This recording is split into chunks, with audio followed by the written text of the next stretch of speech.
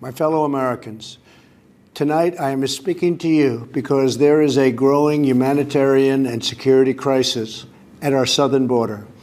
Every day, Customs and Border Patrol agents encounter thousands of illegal immigrants trying to enter our country.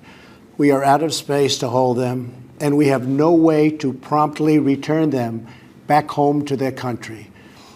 Over the years, thousands of Americans have been brutally killed by those who illegally entered our country, and thousands more lives will be lost if we don't act right now. This is a humanitarian crisis, a crisis of the heart and a crisis of the soul.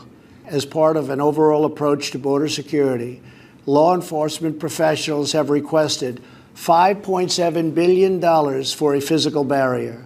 At the request of Democrats, it will be a steel barrier rather than a concrete wall. This barrier is absolutely critical to border security. It's also what our professionals at the border want and need. This is just common sense.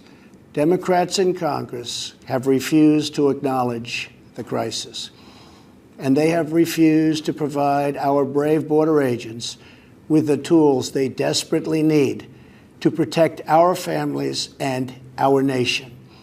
The federal government remains shut down for one reason, and one reason only, because Democrats will not fund border security. My administration is doing everything in our power to help those impacted by the situation. But the only solution is for Democrats to pass a spending bill that defends our borders and reopens the government. This situation could be solved in a 45-minute meeting. I have invited congressional leadership to the White House tomorrow to get this done. Hopefully, we can rise above partisan politics in order to support national security. How much more American blood must we shed before Congress does its job? To every member of Congress, pass a bill that ends this crisis. To every citizen, call Congress and tell them to finally, after all of these decades, secure our border.